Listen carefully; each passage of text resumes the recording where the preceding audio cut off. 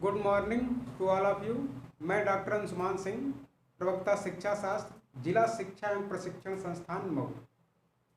आज हम लोग प्रारंभिक शिक्षा के नवीन प्रयास के अंतर्गत ब्रिटिश कालीन शिक्षा के बारे में अध्ययन करेंगे।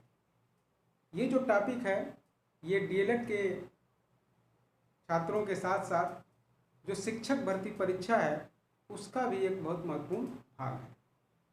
अब इस वीडियो में जो आपका ब्रिटिश कालीन शिक्षा के बारे में जो हम वीडियो समझाएंगे, जो बताएंगे कंटेंट कॉन्सेप्ट, वीडियो के अंत में हम कुछ प्रश्न देंगे और उस प्रश्न के आधार पर आप अपने ज्ञान का मूल्यांकन कर सकेंगे कि हमने इस वीडियो से कितना सीखा। तो हम शुरू करते हैं ब्रिटिश कालीन शिक्षा के बारे में। जो ब्रिटिश कालीन शिक्षा है इसको 4 कालों में विभाजित किया गया है। 4 काल में विभाजित किया गया है। सबसे पहले प्रथम काल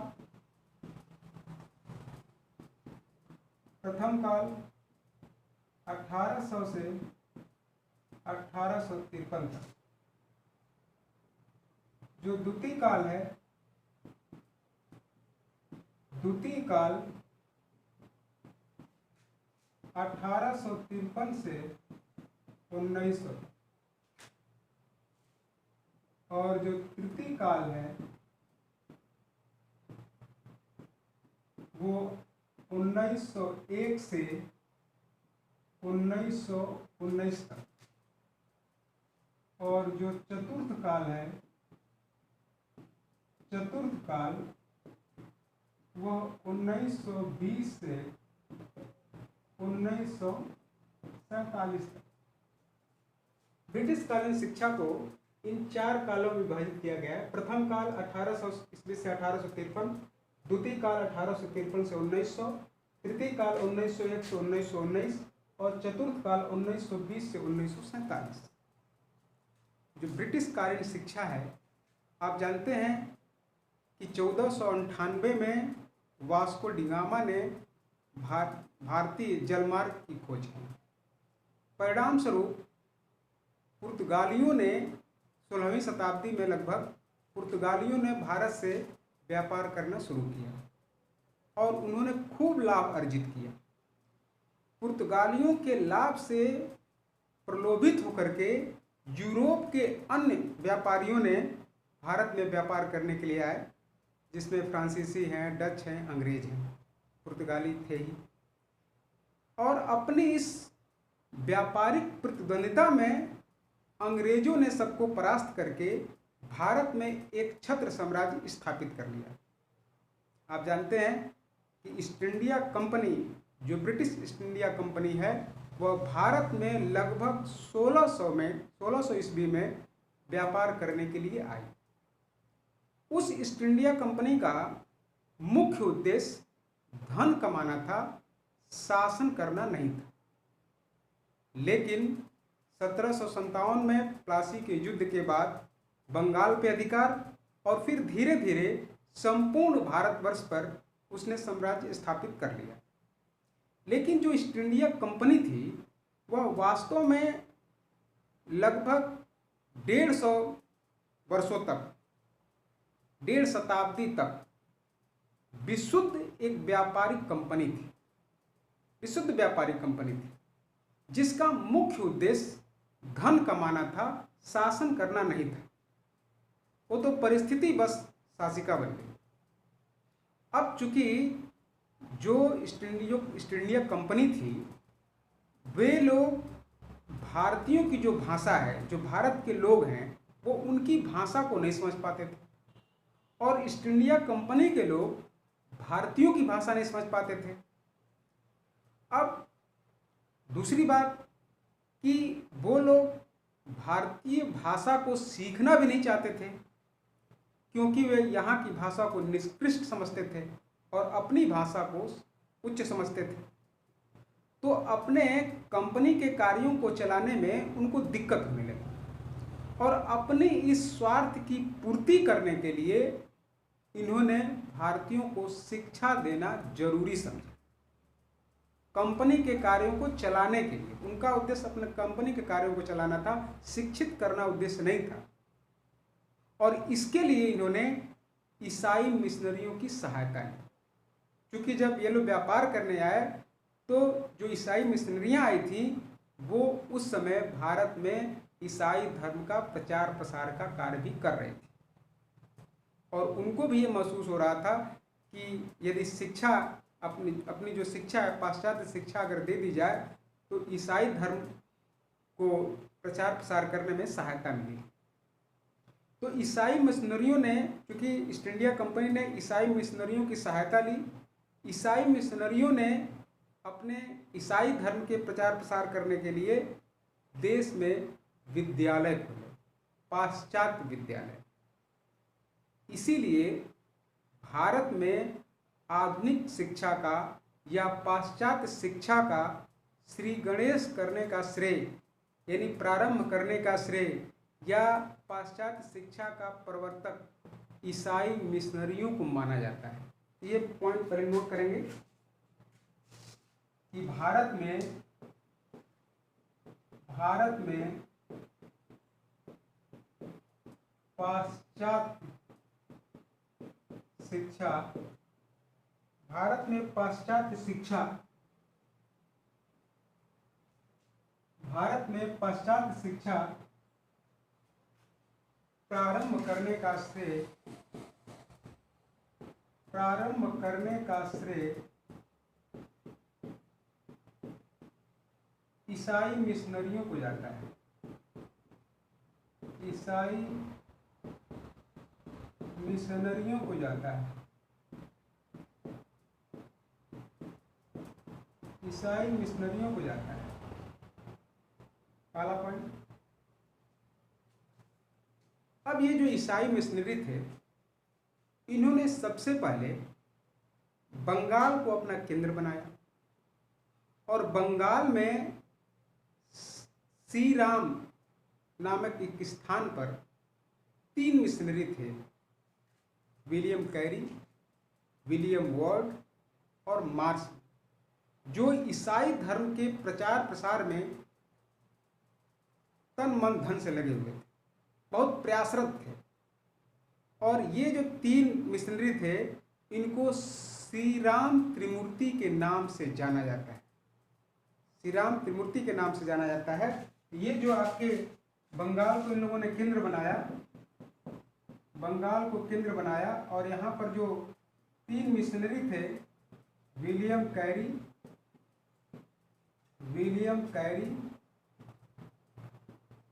विलियम वार्ड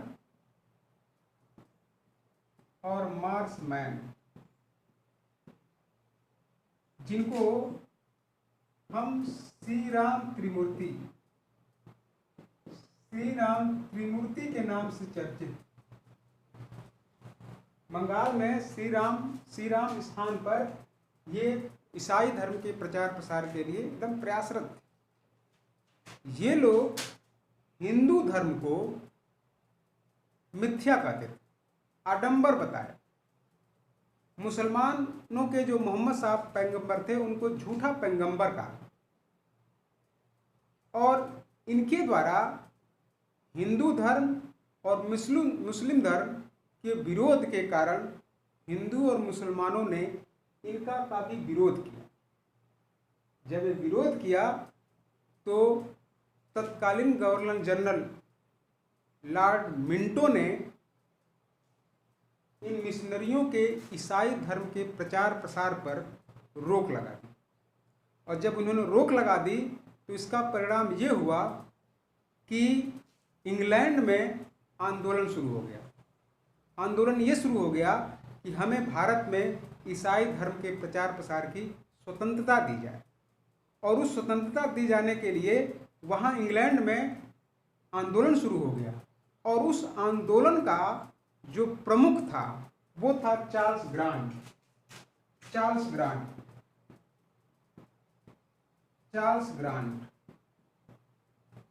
उस आंदोलन का जो प्रमुख था, इंग्लैंड में जो आंदोलन हुआ इसके संदर्भ में कि भारत में ईसाई धर्म का प्रचार प्रसार करने की स्वतंत्रता दी जाए, उस आंदोलन का प्रमुख चार्ल्स ग्रांट था। चार्ल्स ग्रांट ने भारतीयों की शिक्षा के लिए एक पंचसूत्री योजना दी। पंचसूत्री योजना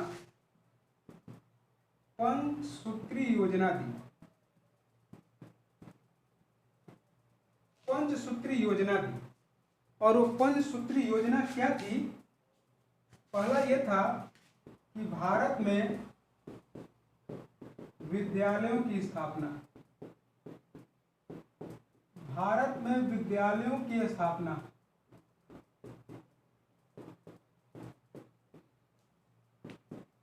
पंचसूत्री योजना में पहली योजना थी भारत में विद्यालयों की स्थापना।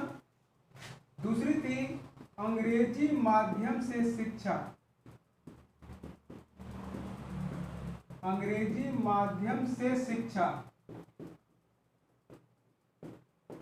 तीसरी पंचसूत्री योजना में तीसरी थी अंग्रेजी साहित्य की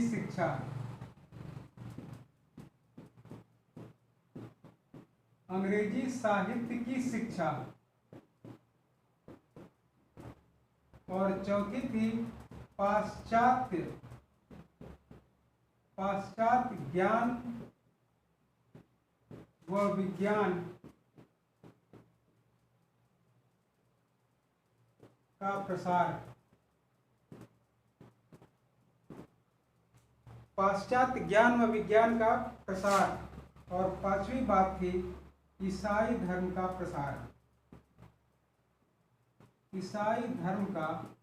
प्रसार। चार्ल्स ग्रांट ने भारतीयों की शिक्षा के लिए ये 5 पंचसूत्री योजना प्रस्तुत की थी। भारत में विद्यालयों की स्थापना, अंग्रेजी माध्यम से शिक्षा, अंग्रेजी साहित्य की शिक्षा, पाश्चात्य ज्ञान व विज्ञान का प्रसार और ईसाई धर्म का प्रसार। और इसी कारण और इस अपने पंचसूत्री योजना को क्रियान्वयन करने में चार्ल्स ग्रांट सफल भी हो गया। और इसी वजह से चार्ल्स ग्रांट को आधुनिक शिक्षा का जनक कहा जाता है। भारत में आधुनिक शिक्षा का जनक कहा जाता है। भारत में आधुनिक शिक्षा का जनक कहा जाता है। भारत में आधुनिक शिक्षा का जनक कहा जाता है चार्ल्स ग्रांट अपनी पंचसूत्री योजना के क्रियान्वयन के सफल क्रियान्वयन में सफल होने की वजह से। इसके अलावा भी उस समय जो ईस्ट इंडिया कंपनी थी वो उस समय कई विद्यालयों की भी स्थापना की थी। उस समय ईस्ट इंडिया कंपनी ने जो मुख्य रूप से जो प्रमुख है, जो परीक्षा उपयोगी हैं, उसकी मैं चर्चा कर रहा हूँ। ईस्ट इंडिया कंपनी ने 4 प्रमुख विद्यालय हैं। उन 4 प्रमुख विद्यालयों का स्थापित करने का उद्देश्य उनका ये था कि जो अंग्रेज न्यायाधीश हैं वो हिंदू कानून, हिंदू धर्म को समझ सकें, जो मुस्लिम धर्म है उसको जान सके या मुस्लिम सलाहकार बनाने के लिए, और जो अंग्रेज न्यायाधीश थे उन्हें हिंदू और मुसलमानों के कानूनों ग्रंथों का ज्ञान हो, उसके लिए ये कुछ प्रमुख विद्यालयों की स्थापना की थी जो बहुत चर्चित थे। जिसमें एक पहला है 1781 में कलकत्ता मदरसा की स्थापना।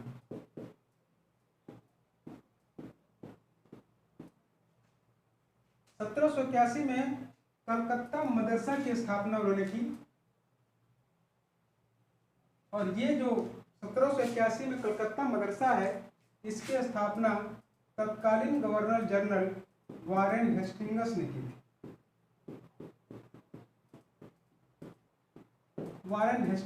की थी।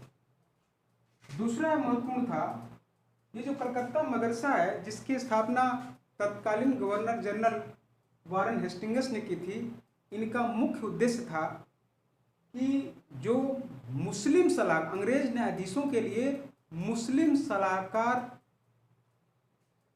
बनाना, मुस्लिम सलाहकार की नियुक्ति, मुस्लिम सलाहकार अंग्रेजी जो न्यायाधीश थे, मुस्लिम सलाहकार पैदा करना था इनका उद्देश्य।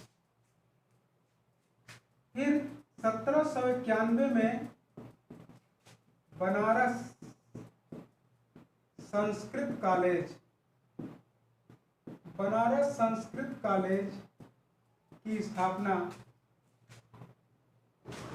जोनाथन डंकन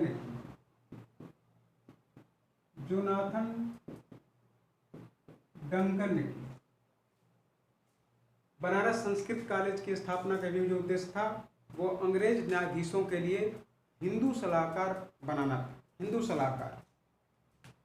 फिर तीसरा है 1800 ईस्वी में फोर्ट विलियम कॉलेज।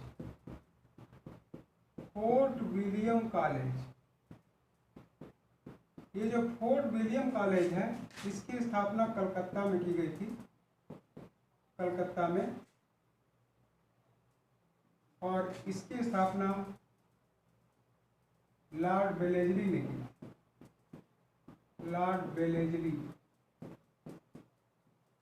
वेलेस्ली ने 1800 में फोर्ट विलियम कॉलेज की स्थापना की। इसका मुख्य उद्देश्य था कि जो अंग्रेज न्यायाधीश थे उनको हिंदू धर्म और मुस्लिम धर्म, उनके कानून के बारे में जानकारी करने के लिए ये फोर्ट विलियम कॉलेज की स्थापना है। इसके अलावा जो चौथा महत्वपूर्ण कॉलेज था वो था 1818 में पूना संस्कृत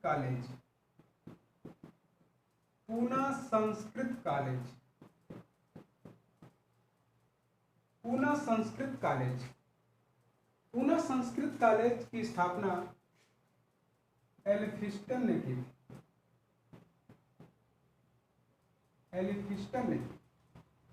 और इनका जो मुख्य उद्देश्य था वो दक्षिण के ब्राह्मणों को संतुष्ट करना। दक्षिण के ब्राह्मणों को संतुष्ट करने के लिए 1818 में पूना संस्कृत कॉलेज की स्थापना। ये जो 1781 में कलकत्ता मदरसा की स्थापना तत्कालीन गवर्नर जनरल वारेन हेस्टिंग्स ने की। 1791 में बनारस संस्कृत कॉलेज की स्थापना जोनाथन डंकन ने की। सन 1800 में फोर्ट विलियम कॉलेज की स्थापना कलकत्ता में लॉर्ड वेलेस्ली ने की।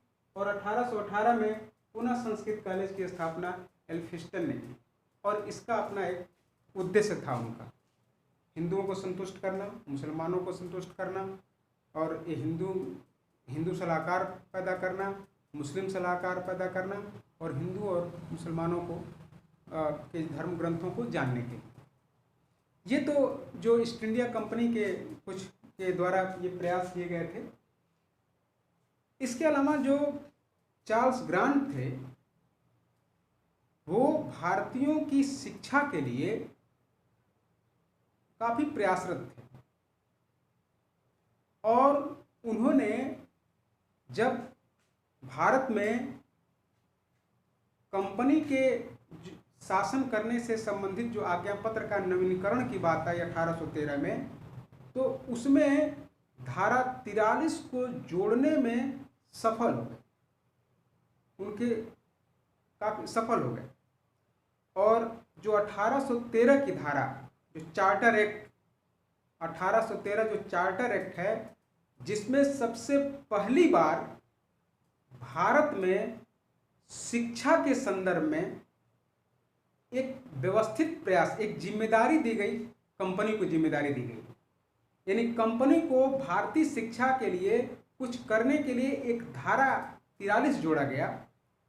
सबसे पहली बार जब चार्टर एक्ट 1813 में धारा 43 जोड़ी गई तो भारतीयों को लगा कि अब शिक्षा के लिए कुछ नया होगा, लेकिन उसमें काफ़ी तकनीकी प्रॉब्लम थी। वो क्या थी वो हम आपको बताते हैं।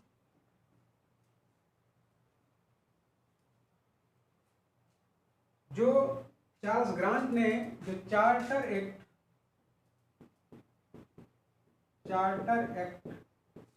1813 एक बहुत ही महत्वपूर्ण चार्टर एक्ट है। 1813 में ब्रिटिश संसद ने कंपनी को भारत में शिक्षा के लिए सुनिश्चित करने के लिए धारा 43 जोड़ा, और धारा 43 जोड़ने का परिणाम ये हुआ कि भारत में शिक्षा देना कंपनी की एक मजबूरी हो गई, ईस्ट इंडिया कंपनी की एक जिम्मेदारी हो गई, एक उत्तरदायित्व हो गया, जिसका परिणाम ये हुआ कि उसमें ये जोड़ा गया कि भारतीयों की शिक्षा के लिए कंपनी जो है प्रतिवर्ष 1 लाख रुपए का व्यय करे। लेकिन 1 लाख रुपए का व्यय कैसे करेगी, इसके बारे में अस्पष्टता थी। उस धारा में शिक्षा की प्रकृति क्या होगी, पाठ्य वस्तु क्या होगी, माध्यम क्या होगी, उसके बारे में अस्पष्टता थी, और परिणाम ये हुआ कि प्राच्य और पाश्चात्य विवाद उत्पन्न हो गया। प्राच्य और पाश्चात्य विवाद उत्पन्न हो गया। लेकिन चार्टर एक्ट 1813 भारत में आधुनिक शिक्षा का शिलालेख माना जाता है, फाउंडेशन है। यहीं से शिक्षा देने की बात शुरू हो गई। कंपनी की जिम्मेदारी हो गई कि भारत में शिक्षा का प्रचार प्रसार करे, और उसके लिए इन्होंने 1 लाख रुपए का प्रावधान किया। अब 1 लाख रुपए का जो प्रावधान किया, और इसी वजह से इसमें जो 1 लाख रुपए का प्रावधान 1813 में धारा 43 जोड़ा गया। धारा 43 में प्रतिवर्ष 1 लाख रुपए व्यय का प्रावधान किया गया। प्रतिवर्ष 1 लाख रुपए व्यय का प्रावधान किया गया। लेकिन उसमें 3 चीजों पर अस्पष्टता थी। 3 चीजें क्या थी? एक तो ये थी साहित्य के बारे में, कि साहित्य कौन सा होगा, संस्कृत साहित्य कि अरबी साहित्य कि अंग्रेजी साहित्य। दूसरी बात माध्यम क्या होगा। तीसरी बात, जो भारतीय नागरिक हैं, भारतीय जो विद्वान हैं,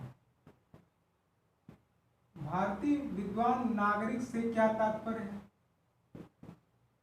और जो ज्ञान है वो कौन सा ज्ञान,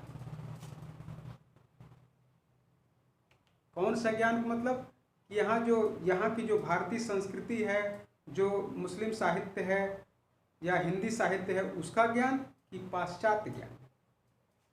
इन बिंदुओं पर अस्पष्टता थी, और अस्पष्टता की वजह से जो 1 लाख रुपए की धनराशि थी वो खर्च नहीं हो पाई, और परिणाम क्या हुआ कि प्राच्य और पाश्चात्य विवाद उत्पन्न हो गया। अब ये प्राच्य और पाश्चात्य विवाद क्या है, क्या मुख्य कारण थे, किसने क्या क्या अपनी बातें रखी, इसको हम अगले नेक्स्ट वीडियो में पढ़ेंगे। लेकिन ये जो धारा चार्टर 1813 है, इसको हम भारत में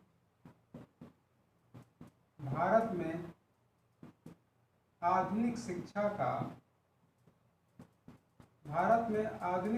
का शिलालेख कहते हैं। शिलालेख, foundation stone of modern education, charter act 1813 को, क्योंकि सबसे पहली बार पाश्चात्य शिक्षा की बात या भारतीयों की शिक्षा की बात की गई। नेक्स्ट वीडियो में हम पढ़ेंगे कि प्राच्य और पाश्चात्य विवाद क्या है और लॉर्ड मैकाले का क्या योगदान रहा।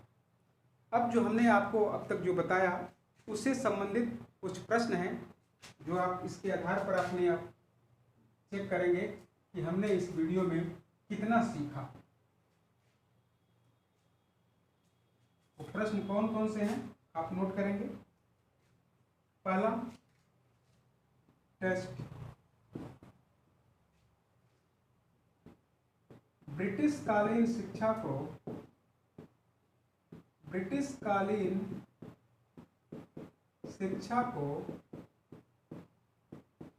कितने भागों में बांटा गया है? कितने भागों में बांटा गया है? कितने भागों में बांटा गया है?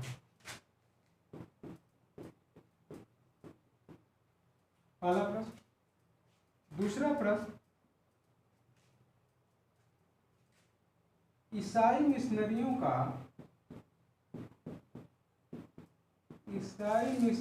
का मुख्य उद्देश्य क्या था? मुख्य उद्देश्य क्या था? और तीसरा, फोर्ट विलियम कॉलेज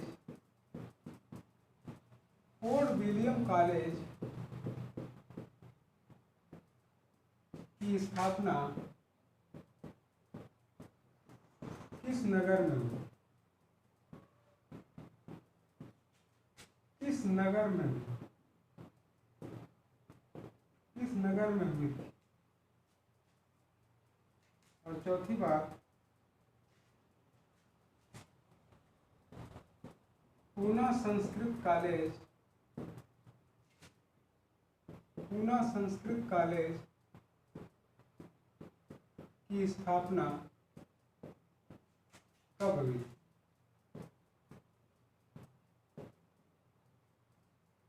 हुई? पूना संस्कृत कॉलेज की स्थापना कब हुई थी?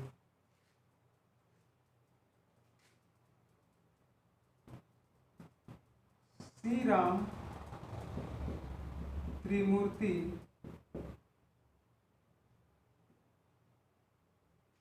के नाम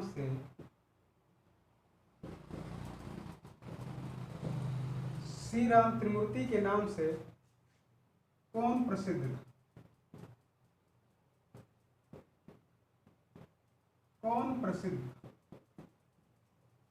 श्री राम त्रिमूर्ति के नाम से कौन प्रसिद्ध था?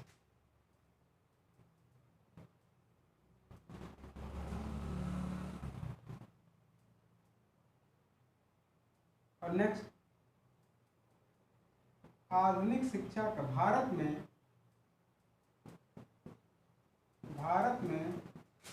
आधुनिक शिक्षा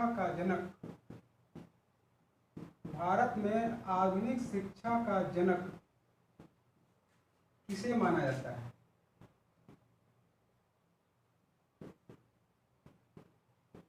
किसे माना जाता है?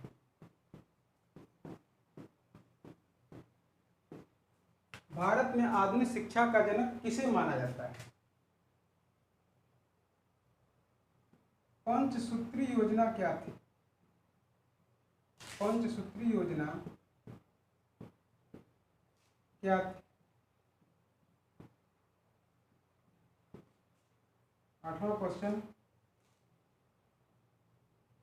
भारत में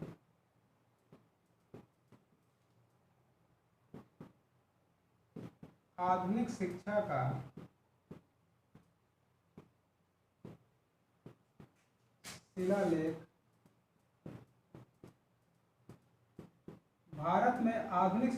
शिलालेख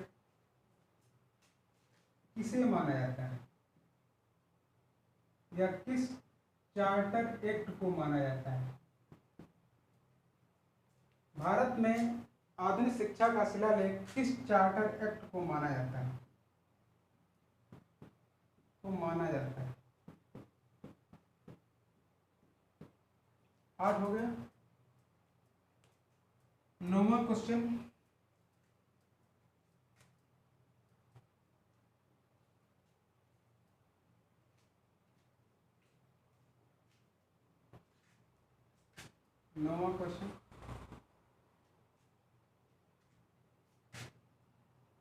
कलकत्ता मदरसा की स्थापना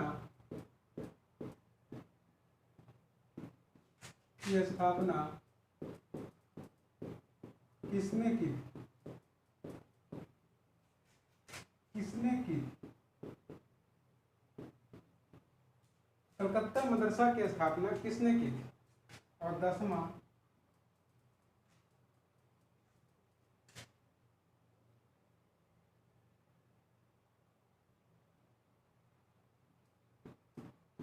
चार्टर एक्ट 1813 में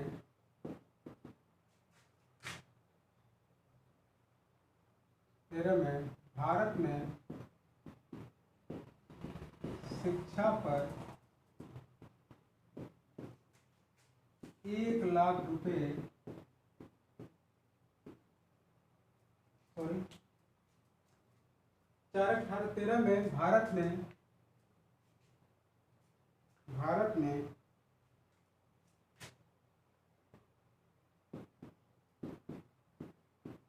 कितने रुपए प्रतिवर्ष व्यय का प्रावधान